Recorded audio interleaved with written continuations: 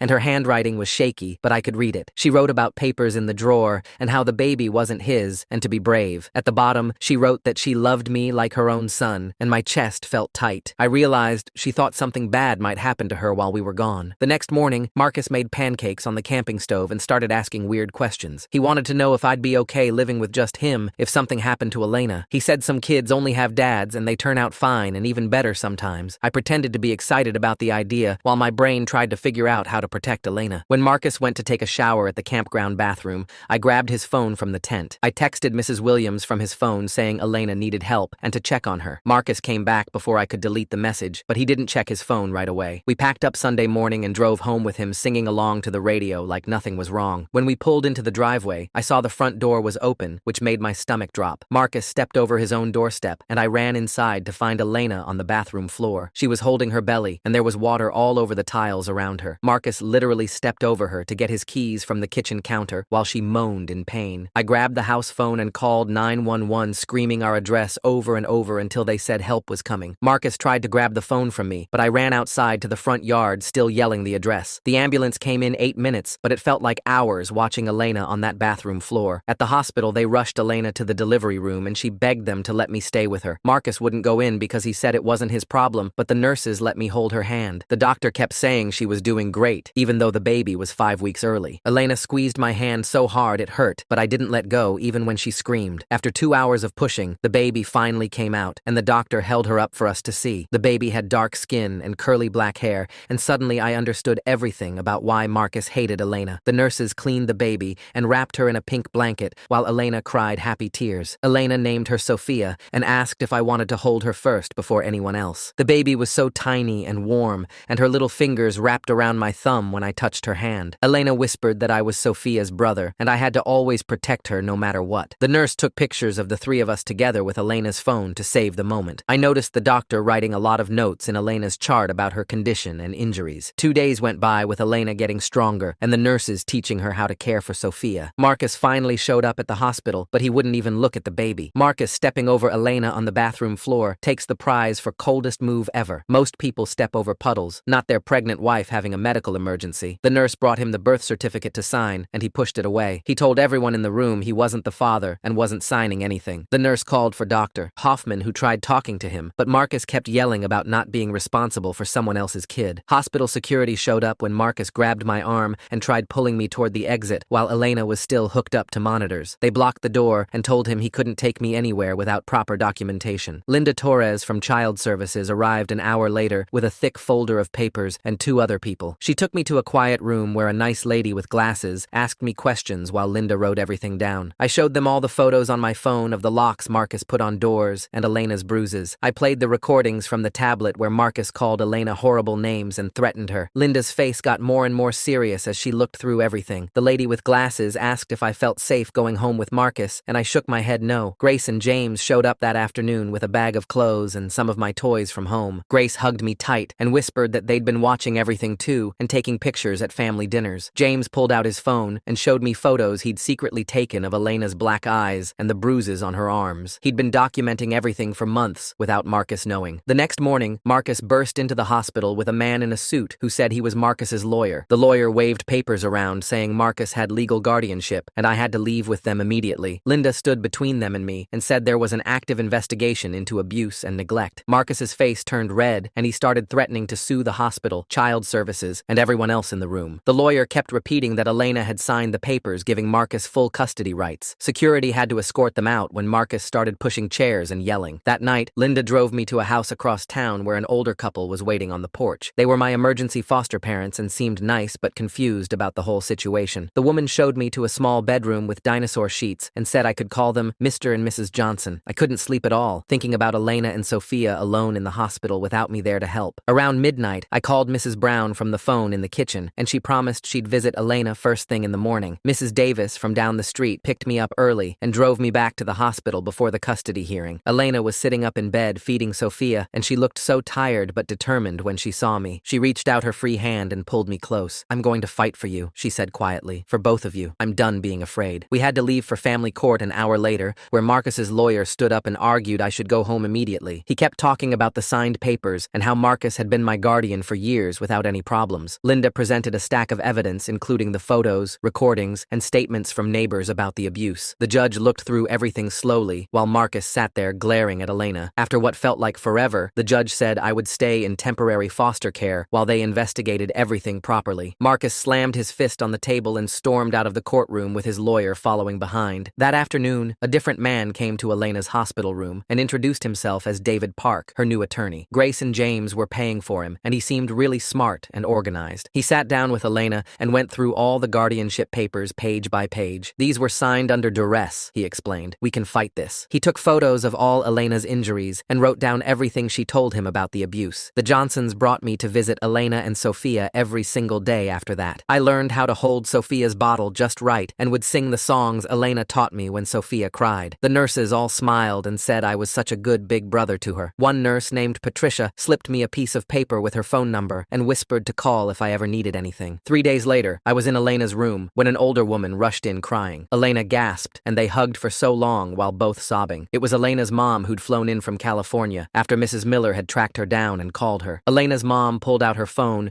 and showed Linda dozens of text messages from Marcus threatening her if she ever never contacted Elena. She had voicemails too, where Marcus said he'd hurt Elena if her mom tried visiting or calling. Elena hadn't known her mom had been trying to reach her for months because Marcus had been deleting all her messages and blocking her calls. A week later, Rachel sat in a conference room at the lawyer's office with stacks of medical records spread across the table. She pointed to Elena's weight chart, showing she'd lost 15 pounds during her pregnancy instead of gaining weight. The blood pressure readings got worse with each visit, and Elena had started showing signs of severe anxiety that Rachel had never seen before. Rachel pulled out photos she'd taken of bruises on Elena's arms during appointments and showed how Elena would flinch whenever anyone moved too fast near her. The lawyer recorded everything, while Rachel explained how Elena would cry through entire appointments and beg her not to call Marcus about anything. That same afternoon, Linda took me to meet with a child psychologist at a building downtown with toys everywhere. The therapist had me play with action figures while asking questions about home, and I showed her how Dad would push Mom away when she tried to hug him. I built a house with blocks, then knocked down the Mom figure's room, saying that's what Dad did with Mom's stuff. The therapist wrote notes as I acted out dinner time with the Dad figure sitting far away from everyone else and the Mom figure crying in the corner. I told her about the time Mom fell down the stairs and Dad stepped over her to get to the kitchen. Meanwhile, Marcus had driven to our house with a moving truck while Elena was still recovering in the hospital. The neighbors saw him throwing Elena's clothes into garbage bags and called the police, but Marcus showed them the deed with only his name on it. James and Grace got there just as Marcus was dragging Elena's grandmother's rocking chair to the curb, along with all the baby furniture they'd bought together. Grace grabbed photo albums and Tyler's school projects from the trash, while James loaded what he could save into his truck. Marcus had already changed all the locks and removed Elena's name from the mailbox by the time they left, with 2 trucks full of her belongings. 3 days later, Elena's mom wheeled her out of the hospital with baby Sophia wrapped in a hospital blanket, since Marcus had thrown away all the baby clothes. They took a taxi to the hotel where Elena's mom had been staying, and Elena collapsed on the bed still wearing the same clothes from the hospital. The hotel manager brought up a portable crib someone had left behind, while Elena's mom went to buy formula since Marcus had canceled the credit cards. Elena tried calling about her car, but discovered Marcus had already reported it stolen and had it towed from the hospital parking lot. Her mom showed her the divorce papers that had been served at the hospital, claiming Elena was an unfit mother who had cheated and abandoned her foster child. The papers demanded full custody of me and stated Elena owed Marcus money for emotional damage and fraudulent marriage. Elena could barely hold Sophia while reading about how Marcus described her as mentally unstable and dangerous to children. 2 weeks passed before I figured out which hotel Elena was staying at by listening to Linda's phone calls. I waited until the foster family was asleep, then climbed out the bedroom window and walked 6 blocks to the bus stop. The bus driver almost didn't let me on until I showed him the emergency $20 bill Linda had given me for situations like this. I knocked on Elena's hotel room door, and she answered holding Sophia with dark circles under her eyes. We spent the whole afternoon on the hotel bed with Elena's mom making sandwiches while I held Sophia and taught her to grab my finger. Elena kept apologizing for everything, but I told her about the paternity test I'd found and how I knew Dad had been planning this. Her mom took pictures of us together, and Elena said this felt like what family was supposed to be. Nobody mentioned that I'd have to go back to foster care in a few hours, or that Marcus was trying to take me away forever. David's law office had papers stacked to the ceiling when Elena and her mom arrived for their appointment the next morning. David had already filed counter motions for divorce with Elena as the victim of domestic abuse and financial control. He submitted custody petitions for both me and Sophia,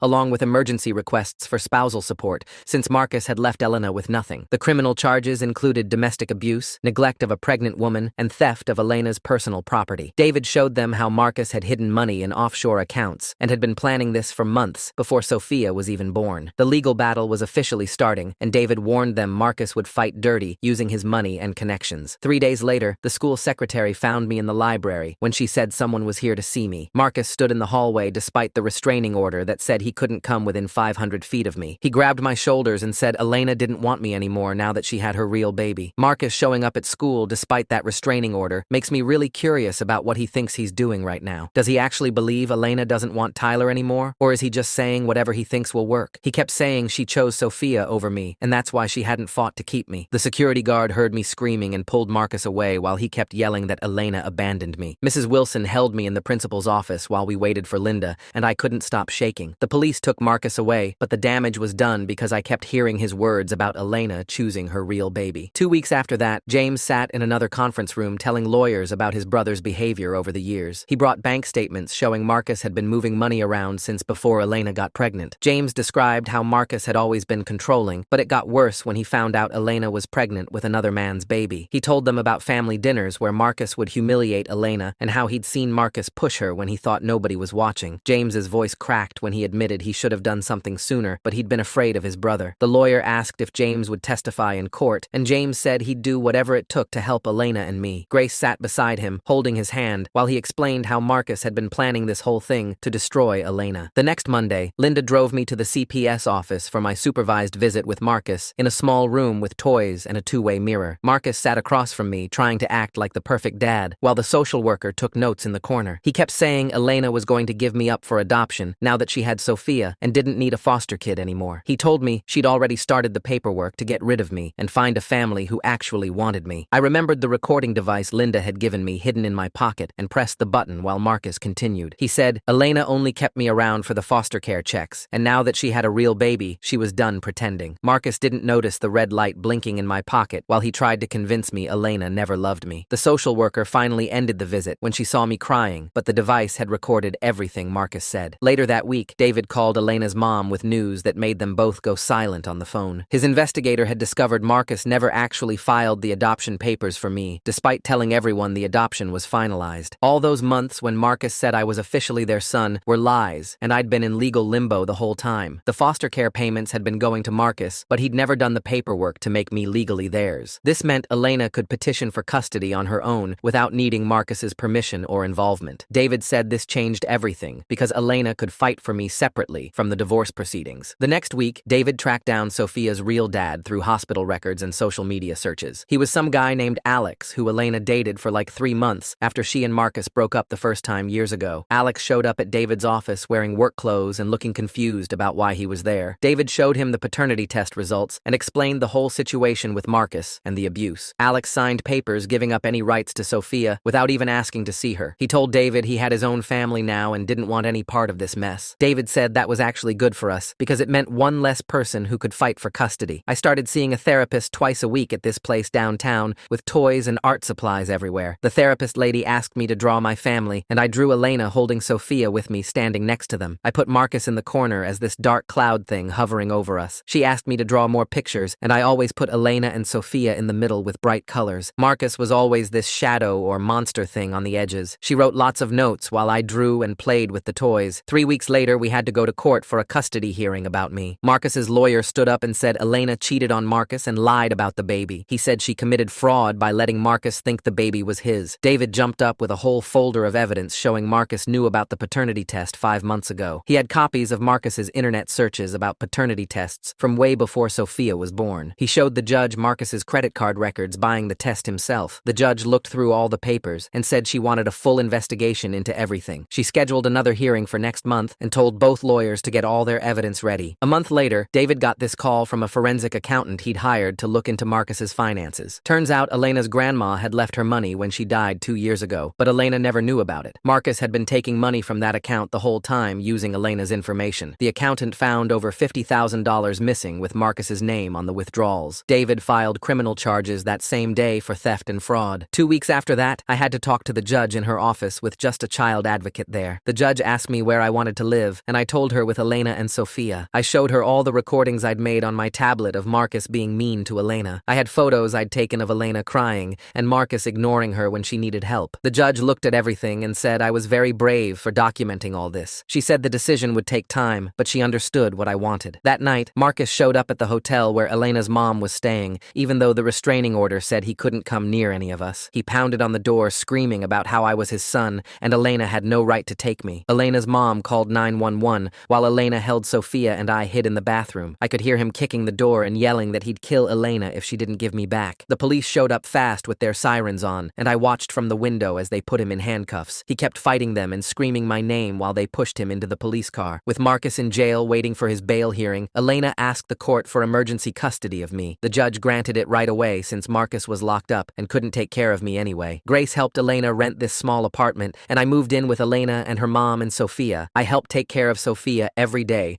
while Elena was still recovering from everything. I read her stories at night and helped make her bottles the way Elena showed me. I'd sing the songs Elena taught me when Sophia was crying. Elena's mom cooked food from their country that smelled amazing and made the apartment feel like home. 2 weeks later, Marcus's parents paid his bail and got him out of jail. They believed everything he told them about Elena being a cheater who stole their grandson. They filed papers asking for grandparent rights to see me, even though they'd barely visited before. David said this made everything more complicated, and the legal battle could go on for months now. Then 3 days later, this woman showed up at David's office saying she was my real mom and wanted me back. David did some digging and found out Marcus had contacted her and offered her money to file for custody. She'd abandoned me when I was 2 and hadn't tried to see me in 5 years, but legally, she was still my birth mother, and that gave her rights that Elena didn't have yet. That night, I woke up screaming because I dreamed this lady I'd never seen before was dragging me away from Elena while Sophia cried and cried. Elena rushed into my room and sat on the floor next to my bed, holding my hand until morning. She kept saying we'd figure it out, but her eyes were puffy, and I knew she'd been crying too. The next night, the same dream came back, except this time Marcus was there laughing while the woman pulled me into a car. Elena brought her pillow and blanket and slept on my floor for the rest of the week. Every time I woke up scared, she'd grab my hand and whisper that she'd fight for me no matter what. Linda called David the next morning saying she'd done some digging on my birth mother. She'd found arrest records in 3 different states for drug possession and child abandonment charges from when she left 2 other kids with relatives and never came back. Linda wrote in her report that placement with her would be dangerous, but legally, she still had to do the assessment since parental rights hadn't been terminated yet. 2 weeks later, we had to go to Marcus's criminal trial, and I had to sit in that big chair next to the judge and tell everyone what happened. I told them about the locks on the cabinets and how he wouldn't let Elena eat. I told them about hiding her medicine and making her walk to the hospital alone. I told them about stepping over her when she was on the bathroom floor in labor. Marcus sat at his table staring at me the whole time with this look like he wanted to hurt me. His lawyer kept trying to make it sound like I was confused or making things up, but I just kept telling what I saw. The prosecutor showed pictures of the locks and the empty medicine bottles in the trash that I'd taken with Elena's phone. 3 months went by with court dates and meetings and more court dates. Elena found a job at a daycare where she could bring Sophia, and I'd go there after school instead of going home. We'd play with the little kids and help clean up while Elena worked. Grace and James kept giving Elena money for David's fees, even though she tried to say no. We were building something that felt normal, even with all the legal stuff happening. My birth mother was supposed to come for her first supervised visit at the CPS office, but she never showed up. Marcus's parents, thinking their son is the victim here, shows that denial runs in the family tree like a really stubborn genetic trait. Birth mom wanting money to take back the kid she ditched 5 years ago. Linda waited 2 hours and documented everything. The second visit, she called an hour late saying her car broke down, but Linda checked and she'd been arrested that morning for shoplifting. The third visit, she just didn't come or call at all. Her lawyer sent David a letter saying he was withdrawing from her case because she wouldn't return his calls. Linda started putting together paperwork for abandonment and said this would help our case. Then Marcus's parents hired some guy to follow us around and take pictures. I saw him outside the daycare taking photos of Elena carrying Sophia to the car. He talked to our neighbors, and one of them mentioned seeing me climb out my window that night to go to Elena's apartment. Marcus's lawyer filed papers saying Elena was encouraging me to break rules and run away. Elena's health started getting better once she wasn't stressed all the time. She gained weight back and her skin wasn't so pale anymore. She smiled more and started talking about going back to school online. At night, after Sophia went to sleep, we'd sit at the kitchen table and I'd help her with her homework while she helped me with mine. She was taking classes to finish her degree in early childhood education. Mrs. Moore from school had to go to court as a witness for Elena. She brought this whole folder of papers showing all the times I'd come to her worried about Elena and how my grades were good and I never got in trouble. She told the judge that anyone who said Elena wasn't my real mom didn't understand what real meant. Marcus's parents' lawyer tried to make her look bad, but she just kept showing more evidence of how well I was doing with Elena. Finally, the criminal trial verdict came and Marcus was found guilty of domestic violence and violating the restraining order. The judge sentenced him to 18 months in prison and he had to take anger management classes. His parents stood up and yelled that they'd keep fighting for custody of me. The bailiff had to make them leave. Marcus turned and looked at me one more time before they took him away in handcuffs. 6 months after Elena and I had moved into our apartment, David filed papers to terminate Marcus's parental rights based on his criminal conviction and all the documented abuse. He said it would take months more, but it was the first step toward Elena being able to adopt me legally. Summer ended, and I walked into my old school wearing the new backpack Elena bought me. Kids from my old class crowded around asking where I'd been. I told them I lived with my mom and baby sister now. Some parents whispered to each other when they saw Elena at pickup, but I didn't care. 2 weeks later, we got a court summons saying Marcus's parents were suing for grandparent rights. They claimed Elena was keeping me from them on purpose. The hearing was set for October, and Elena spent nights going through papers with David. When the court date came, Grace and James showed up to testify. Grace told the judge how Marcus's parents knew he was hurting Elena, but never said anything. James showed texts where they told him not to interfere in Marcus's marriage. The judge asked Marcus's parents why they never reported the abuse. They couldn't answer. The petition was denied, and Marcus's dad stood up yelling that this wasn't over. Security had to escort sort them out. That night, Sophia started crawling for the first time. She pushed herself up on her hands and knees and moved straight toward me. Elena grabbed her phone and recorded it. Sophia reached my feet and grabbed my sock, pulling herself closer. I helped her sit up, and she smiled so big. We spent the next weekend putting locks on cabinets and covers on outlets. Sophia followed me everywhere, using furniture to pull herself along. 3 weeks later, Linda called with news about my biological mother. She'd agreed to give up her parental rights if Marcus's parents paid off her debts. They sent $30,000 to her creditors, and she signed the papers. Linda filed them with the court the same day. One more barrier gone, Elena said, but then everything went bad again. A CPS investigator showed up at our door saying they'd received a complaint. Marcus had written from prison claiming Elena was neglecting me. The investigator asked to see my room and looked through our fridge. She interviewed me alone for an hour, asking about meals and bedtime and school. Elena had to show bank statements proving she could support us. The investigator checked Sophia's crib and our medicine cabinet. She took pictures of everything. After she left, Elena sat on the couch and cried. I'd never seen her that scared before. We waited 3 weeks for the results. David called saying not only did CPS find no problems, they recommended speeding up the adoption. The investigator wrote that our home was loving and stable. She noted how I called Elena mom without prompting. 8 months of legal fights, and we were closer, but Marcus still had rights. In March, I won an award at school for an essay about family. I wrote that DNA doesn't make someone your parent, love does. Elena and her mom cried when I read it at the assembly. Sophia clapped even though she didn't understand. The principal said it was the best essay a second grader had ever written. Elena framed the certificate and hung it in our living room. 2 days later, she drove to the state prison to see Marcus. She offered to drop the fraud charges if he'd sign away his rights to me. I waited at Grace's house playing video games but thinking about what was happening. Elena came back looking tired. Marcus had called me his property and said he'd never let her have me. She was quiet at dinner, but I could see her thinking. The next morning, she called David about other options. Grace and James filed paperwork to become my official godparents that week. They included letters from teachers and neighbors supporting them. The court approved it in April, giving me backup guardians if anything happened to Elena. Then Marcus's parents tried one last time. They showed up at Elena's work with a cashier's check for $100,000. Elena's co-worker heard them say they'd pay her to give me to them. Elena tore up the check in front of them. They said they'd drain her money in court until she gave up. That night, Elena's mom called from California. She was selling her house to help pay for lawyers. Elena tried to refuse, but her mom had already listed it. The house sold in 2 weeks, and the money went into David's trust account for legal fees. 10 months of court dates and lawyer meetings wore Elena down until her clothes hung loose on her body. I started making her breakfast every morning while she fed Sophia, packed both their lunches, did laundry after school, and cleaned the kitchen after dinner. The dark circles under Elena's eyes got worse each time Marcus's parents filed another motion. They wanted overnight visits, then weekend custody, then full guardianship, claiming Elena was an unfit mother. David filed response after response, each one costing thousands from Elena's mom's house money. I watched Elena count bills at the kitchen table, her hands shaking as she moved money between envelopes marked rent, food, and legal fees. She stopped eating dinner most nights, giving her portions to me and Sophia. I started hiding granola bars in her purse and making extra sandwiches for her lunch. The hearing for grandparent rights finally came after 6 months of delays. Marcus's parents brought 3 lawyers and sat there in their expensive clothes while Elena had just David. The judge listened to their arguments about their rights as grandparents, how they deserved access to me. David stood up with a thick folder of evidence. He showed the judge photos of my bruises, the hospital records, the police reports they never filed when I begged them for help. He read my old texts, asking them to make Marcus stop hurting me. The judge's face got harder with each piece of evidence. Marcus's parents tried arguing they didn't know how bad it was. The judge cut them off and said they had failed to protect me from abuse they clearly knew about. She ordered them to pay all of Elena's legal fees and denied their petition for any visitation rights. They stormed out yelling about appeals while their lawyer shook his head. 3 days later, we went to the park for a picnic with Elena's mom, who had flown in from California. Sophia crawled on the blanket grabbing at grass while I helped set out sandwiches. Elena actually smiled for the first time in weeks, lying back on the blanket watching clouds. An older woman walking her dog stopped to comment how cute Sophia was, then looked at me helping Sophia stand. She said we had the same stubborn chin and way of tilting our heads. Elena's mom laughed and agreed we acted like real siblings. For one afternoon, we felt like a normal family eating sandwiches and playing frisbee. David called that evening saying he was ready to file for termination of Marcus's parental rights. He had everything documented, including the criminal conviction, the proven abuse, Marcus refusing visits for 8 months, and 0 financial support. The judge scheduled the final hearing for 6 weeks out. Elena threw up after hanging up the phone from nerves. 2 weeks before the hearing, Marcus got jumped in prison and ended up in the hospital with broken ribs. His parents went to every news station with photos of him bandaged up, saying the stress of losing me caused his attack. They painted Elena as a vindictive woman who stole their grandchild and turned their son into a target. it. The story went viral online with people who didn't know the real story attacking Elena. Our mailbox filled with hate mail calling her a homewrecker and kidnapper. People found her Facebook and left death threats. Someone spray-painted baby thief on our car. Elena started packing suitcases one night, saying we should just disappear and start over somewhere new. The timing of Marcus getting hurt in prison right before the hearing seems awfully convenient for his parents' media campaign. I wonder if they knew this would happen and had their story ready. I unpacked everything while she cried on the bed. I told her we don't run from bullies because that's what she taught me when Marcus scared me. She held me tight and we stayed. Grace and James saw the news coverage and got angry about the lies. They posted all their evidence online, including videos they'd secretly recorded of Marcus hitting me, photos of my injuries, and screenshots of him admitting the abuse in texts. They wrote a long post about watching their nephew get abused and feeling helpless. The story shifted overnight as people saw the truth. 3 women from Marcus's college came forward saying he'd abused them too. One had a restraining order from sophomore year. Another had hospital records from when he broke her wrist. The news stations had to issue corrections. The final termination hearing arrived on a cold Tuesday morning. Marcus appeared on a video screen from prison in his orange jumpsuit. He tried to cry, but no tears came as he talked about being a changed man who deserved another chance. He said he loved me and made mistakes, but wanted to be my father. The judge asked if anyone else wanted to speak. I raised my hand and David helped me stand. My voice shook, but I looked right at the screen and told the judge that Marcus never loved me, just used me to hurt Elena. I said Elena was my real mom because she chose to love me even when it cost her everything. The judge thanked me and said she would review everything and issue her decision within a week. That week felt like a year with Elena unable to eat or sleep. I made her toast she didn't touch, and Sophia seemed to sense the stress, crying more than usual. Linda found me sobbing in my closet one night, scared they would make me leave the only real family I'd ever had. She held me and promised she'd already recommended Elena for permanent custody. Friday afternoon, David called saying the judge made her decision. We drove to the courthouse with Elena's hands shaking so bad she couldn't buckle her seatbelt. The judge read her decision stating Marcus's parental rights were terminated based on severe abuse, criminal conviction, abandonment, and failure to provide support. Elena collapsed into the chair, sobbing with relief, while I jumped into her arms. Even Sophia started laughing and clapping like she understood we were finally safe and officially a family. Linda started the adoption paperwork right there in the courthouse hallway, while Elena was still wiping tears from her face. Over the next few weeks, Linda fast-tracked everything she could, calling in favors from judges and pushing through the home study faster than anyone thought possible. Grace and James wrote reference letters saying how Elena had protected me when nobody else would. Rachel wrote about Elena's strength during pregnancy and how she always put me first. Mrs. Smith from next door wrote about seeing Elena teach me to ride a bike and help with homework every night. The background checks came back clean, and Linda scheduled meetings with adoption specialists who all agreed this was the best outcome. Elena had to fill out hundreds of forms about her income, her apartment, her family history, everything. I helped by organizing all the papers into folders and making sure she ate when she got too focused on the paperwork. One afternoon, Linda called to say we needed to pick my new legal name for the adoption certificate. Elena said I could keep my first name or change everything if I wanted. I thought about it for 3 whole days, writing different combinations on notebook paper. Finally, I told her I wanted to be Tyler James Park Martinez, taking her maiden name Park and adding Martinez from her mother's side, plus James for the uncle who stood up for us in court. Elena cried when I explained I wanted a name that showed who really loved me. 3 months passed with more meetings, more paperwork, and more waiting until finally the adoption day arrived. The courtroom was packed with everyone who had supported us, including Grace, James, Rachel, Linda, Mrs. Smith, and even some nurses from the hospital. The judge read through all the documents and asked Elena if she understood she was taking full legal responsibility for me forever. Elena said yes, so loud that Sophia jumped in her carrier. Then the judge asked me if I wanted Elena to be my legal mother, and I practically shouted yes before she finished the question. The judge smiled and signed the papers, making it official, then let me bang the gavel, which is tradition for adoption cases. Sophia started babbling, and it sounded exactly like she was saying tie-tie, which became her first real word right there in the courtroom. Everyone clapped and took pictures, while Elena held me so tight I could barely breathe. At the adoption party that afternoon at a pizza place, Elena asked me to stand up because I had something to say. I pulled out a letter I'd been writing for weeks and read it to everyone but mostly to her. I told her she chose me when I was broken and fought for me when I had no voice and loved me when my blood family didn't. I said she wasn't my foster mom or adoptive mom anymore, just my mom. Elena was crying so hard she couldn't talk and just pulled me into another hug while everyone else was wiping their eyes too. 6 months after the adoption, we moved to a bigger apartment with 3 bedrooms so Sophia and I could each have our own space. Elena's mom had moved in permanently to help with everything, and we spent a whole weekend painting Sophia's room pink while Elena and I painted mine blue. Elena watched us work together and said our family didn't look traditional, but it was perfect for us. By the time time I started middle school, I felt confident and secure in a way I never had before. When kids asked about my dad, I just said matter-of-factly that I didn't have one, but I had the best mom and sister in the world. I was still going to therapy, but only once a month now, instead of every week. The therapist said I was processing everything really well, and that having a stable home made all the difference. One afternoon, a letter arrived with Marcus's prison return address on it. I asked Elena to read it first in case it said something bad, but she looked at the envelope and threw it straight in the trash without opening it. She said he had no power here anymore, and we should go plant a garden instead, something that would actually grow. We spent the rest of the day planting tomatoes and flowers in the little patch of dirt behind our apartment building. A few weeks later, I was playing on the floor with Sophia when she suddenly stood up and took her first real steps, going from Elena to me. I caught her and spun her around while she giggled, and Elena's mom grabbed her phone to record it. Elena whispered, "My babies," while watching us play together, and I realized she meant both of us equally. For a school assignment about resilience, I decided to interview Elena about her own childhood and what made her so strong. I asked her about growing up and her dreams and how she found the courage to fight for us. When I told her she was my hero, she started crying and said I was hers for being brave enough to speak up and save us all. On Sophia's second birthday, I helped her blow out the candles, and that night, it was my turn to tuck her into bed. I sang her the same lullabies Elena had taught me, the ones in Spanish from Elena's mom. Elena stood in the doorway watching with her mother beside her, and when I finished Sophia's song, I walked over to them. "We made it," I said, and the three of us stood there together looking at Sophia, sleeping peacefully in her crib. We were a family forged by choice instead of blood, tested by fire and Marcus's cruelty, but we were stronger for it. Elena pulled me close and kissed the top of my head, while her mother wrapped her arms around both of us. Outside the window, the garden we'd planted was starting to bloom with tiny green shoots pushing through the soil. Sophia stirred in her sleep and mumbled, "Tai-tai," which still made me smile every time. This was our family, our home, our future that we'd build together one day at a time. All right, time to wrap up this wild ride. Appreciate you letting me drop my clever bits along the way. If you made it to the end, drop a comment. I love reading all your comments.